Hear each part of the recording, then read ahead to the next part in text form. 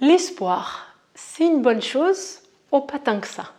Je suis Rita de la chaîne Ayurnatur, la chaîne où je vous parle de Ayurveda et de naturopathie. Et aujourd'hui, on va parler un petit peu de l'espoir, un peu dans ce courant de Vedanta et de compréhension un petit peu de qui nous sommes et comment on peut voir le monde. Alors, nous, on a dans cette culture cette notion de que l'espoir, c'est une bonne chose, n'est-ce pas? L'espoir, c'est la dernière à mourir. Quand Pandora elle a ouvert la boîte, il y a tous les mauvais esprits qui sont partis, mais il y avait encore l'espoir qui est resté, n'est-ce pas? Donc l'espoir, on a un petit peu cette chose en lien avec l'espoir de que il faut toujours espérer que ça sera mieux. Et on s'accroche à ça. Les Védas, ils ne sont pas totalement en accord avec ça. L'espoir, elle est bonne pour les désespérés.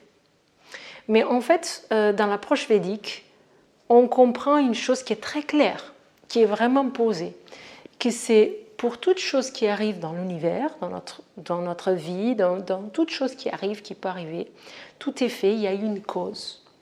Pour que quelque chose puisse se produire, il y a quelque chose qui l'a déclenché. Et quand on a un espoir qui est très forte, on a un espoir que quelque chose change sans faire un effort pour que ça change. Et ça, c'est le grand péril qui est assez marqué dans notre société, qui est en lien avec cet espoir que les choses iront mieux, cet espoir que ça va changer. On donne un exemple simple, je veux faire du muscle, je veux gagner du muscle, du coup je vais manger protéiné et pour que mon corps il sache quoi faire avec cette protéine, je vais me mettre à la salle de sport, je vais faire de la muscu. Je n'ai pas besoin d'espoir parce que je vais créer du muscle. Cause-effet. Je fais une action, cette action, elle donne un résultat. Je n'ai pas besoin de l'espoir. L'espoir n'a rien à faire là. J'ai besoin de faire une action. Si je ne fais pas l'action et que j'ai l'espoir, rien ne se passe. Si je fais l'action et que j'ai l'espoir, ça va se passer. Si je fais l'action et que je n'ai pas d'espoir, ça va se passer, je vais créer du muscle. Donc l'espoir, elle n'a rien rajouté là-dedans.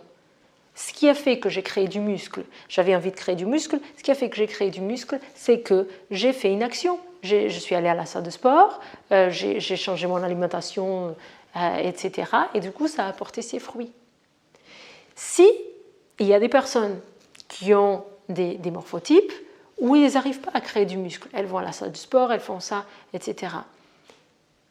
Ce n'est pas l'espoir qui va faire que d'un coup elles vont gagner du muscle.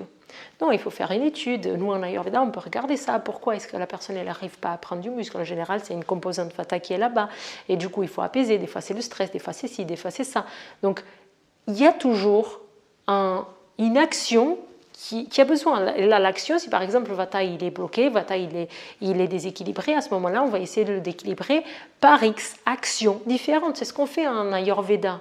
Quand on dit il faut faire du sport, il faut aller se coucher quand la pression de sommeil elle est là, il faut arrêter le café, il faut faire ci, il faut faire ça pour équilibrer les achats, c'est des actions. Après, si ça ne marche pas, c'est parce que l'hypothèse de base elle était mal posée du thérapeute, ça peut arriver.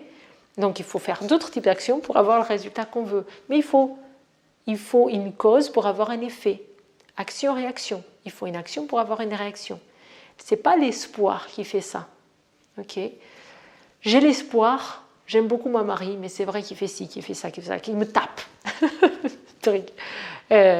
Mais je reste, parce que je comprends que des fois je suis comme ci, je suis comme ça, et puis j'ai l'espoir qu'il change. L'espoir, il ne changera pas le mari. Le mari, il ne changera pas. Donc déjà, nous, on ne se change que soi-même. On ne peut pas changer l'autre. Mais c'est en aucun cas avec un espoir qu'il changera. Si on veut que quelque chose change, il faut discuter, ça c'est une action, il faut discuter avec lui, il faut aller voir, je ne sais pas, une tierce personne pour essayer de faire un médiateur, il faut partir de la maison parce qu'on a peur, qu'on en a marre de se faire taper dessus. Il faut une action pour avoir quelque chose qui change. Ce n'est pas l'espoir de que le mari change qui va changer quelque chose en fait. Donc finalement, l'espoir dans la façon dont on l'emploie, nous, dans notre quotidien, dans notre société, il n'est pas tellement salutaire en fait. C'est à là que je voulais venir. Et les Védas, ils sont clairs là-dessus en fait. L'espoir, ce n'est pas une bonne chose. L'espoir, on en a besoin tant qu'on n'est pas prêt à nous prendre en main. Il arrive des fois où on n'est pas prêt, on a besoin d'un psychologue, on a besoin de voir des personnes qui vont nous accueillir. Et on a besoin de l'espoir pour ne pas s'effondrer complètement. Mais ce n'est pas l'espoir qui va changer quelque chose. Donc, dans la dose d'espoir, savoir où est-ce qu'on se situe et que si on veut que quelque chose change, ce n'est pas l'espoir qui va nous permettre de changer ça. Donc j'aimerais bien avoir votre retour sur cette pensée-là. Qu'est-ce que vous en pensez? N'hésitez pas à mettre dans les commentaires. Merci beaucoup, je vous souhaite une bonne journée.